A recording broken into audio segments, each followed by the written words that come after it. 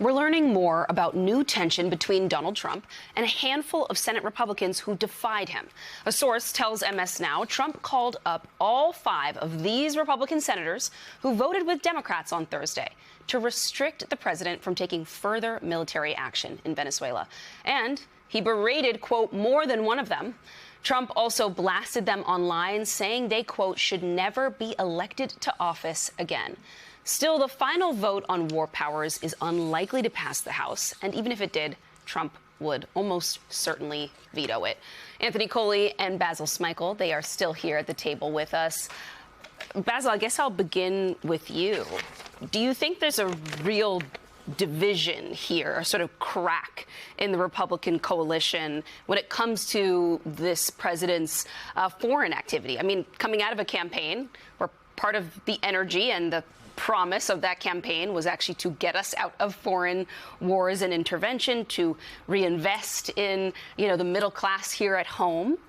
That's not really happening in the view of many. And certainly a lot of these Republicans, they want to go home to their constituents and say, well, I got something done for you. I got money flowing into our state. Having a hard time getting those kinds of things done, but they're having to explain military action in Venezuela. So will this really split? I think there's a split, and in many ways I do think there's historically been somewhat of an ideological split. So that's the question for me is, it's not do they believe and trust and love Donald Trump, is that are they afraid of him? And to me, as he goes after these members of the Senate, are they going to do anything like what Elise Stefanik did and said, look, I'm done, that's it, because they don't want to withstand the pressure that he's going to put on them? I'd rather they stay in the body and try to fight from within. I don't know that they're that courageous. I don't know that they're. Would you have preferred Marjorie Taylor Greene had stayed in the job? If she truly believes what she's doing, then yeah, I would rather her stay, because even the person that's going to replace her, that's a pretty safe Republican seat, so that's not as much of a concern in terms of the flip. But if she actually did have a, as we say, come to Jesus moment and feel like, she needs to fight back, I would rather her do that for the sake of the institution and for the sake of what can benefit from that. But going back to, again, your question, I don't, it's a crack until Donald Trump gives them something to be happy for, because he's still president. So can I just say, as a card-carrying Democrat, this is just fun to watch. It's good to watch. Mr. Greenland? Well, the Venezuela matter is specifically what I'm talking about here. And I will tell you what's so fascinating is that this is the latest occurrence, right? This break actually started back in the summer, if you look at the data, right? The Epstein matter is the thing that caused his base to just pause and to say, you know what, maybe this guy isn't who he told us he was.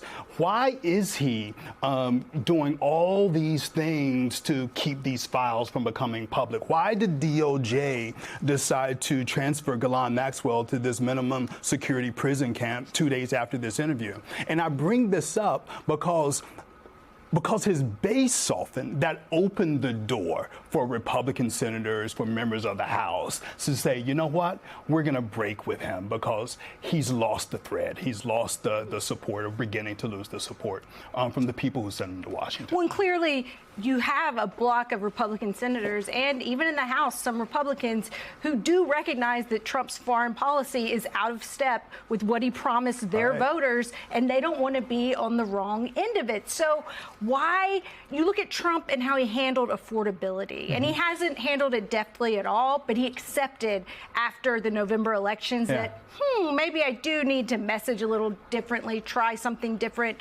But with the criticism of his foreign policy and that he's too bogged down in international affairs from his base, and that was something that Marjorie Taylor Greene said that she was very upset with, he does not seem to be getting the message and really seems to be out of step politically in a way that he rarely is. And he even threatened to campaign for people. And I know Hakeem Jeffries and the people at the DCCC, they were like, bring it on, baby. We love to see you out there. I don't suspect that's really going to happen. All right, since you invoked your your Democratic card, let me ask you a question about a Democratic senator by the name of John Fetterman. Okay. He recently said that, he supports purchasing Greenland, saying ideally we purchase it similar to our purchase of Alaska or the Louisiana Purchase. Acquiring Greenland is a many decades old conversation. Truth to that, but the fact that he's gone in with this American expansionism vision of Trump's foreign policy, not just on that, the genocide in Gaza, supporting what is happening in Venezuela. So here's my take on this. Yeah. The most important, what I've learned from what I've learned from watching y'all and you is that the most important question in journalism is why. And we still really don't know the answer to why he wants Greenland. He says it's for national security interests.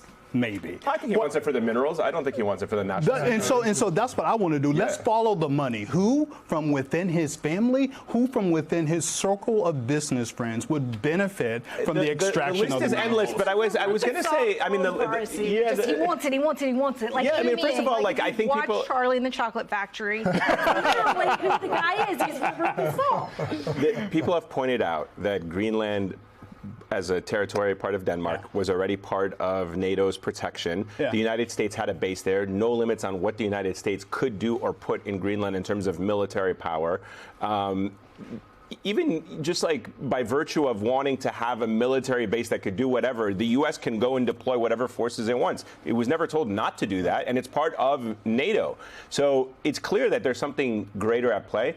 But that doesn't explain why John Fetterman supports it. Listen, so that's why I'm going back to the. I work for 3 Democratic senators. I don't want you to speak on behalf of John Fetterman. No, I will not, but let me say this. Having worked for 3 Democratic senators, what I know for sure is that all politics is local. Okay. And so whether or not he decides to run for re-election, I suspect his position here has more to do with what's happening in Pennsylvania and perhaps his appeal to Trump supporters than anything else. I do wonder, though, yes, it is entertaining to watch some of the fissures in the Republican Party, but it's less entertaining to see all of our friendships around the world collapse because we're thinking about invading Greenland, among other places.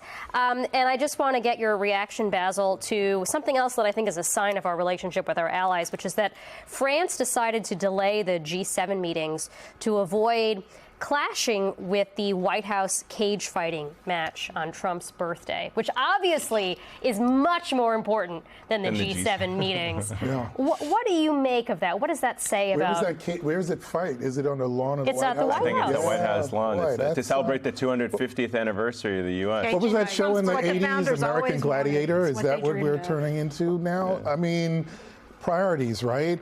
We're a joke around the world, that's very clear. But I would also take something from the earlier segment when you had that map of Cuba and the corporations listed on that, because all that he does is he fights for his corporate friends. Yeah. That's what he does. The Greenland thing, corporate friends. The trying to get the minerals in the ground is really expensive, but the people who would be servicing it will be making a tremendous amount of money. And we've talked before about how China is all over Africa and the Caribbean, right? This is the same thing. America just trying to be everywhere and make money that only moves upward and not downward. So yeah, I imagine this, whatever kind of MMA or whatever match they're trying to do on the lawn of the White House is going to be really, really China is doing it, but China's not doing it with its military. I mean, China does have a presence in Africa. That's what I mean. And they don't lecture the world about, and I'm not saying I agree with what China is doing. I'm just telling you that China goes to Africa and says, hey, we will work with you to help you develop your minerals. That's right. They're not lecturing them. And now Donald Trump is like, no, we're going to do it with our military. We're going to remove the head of this state, and we're going to take over Greenland. And, we want autocrats that work with us for our interests. So. Yeah.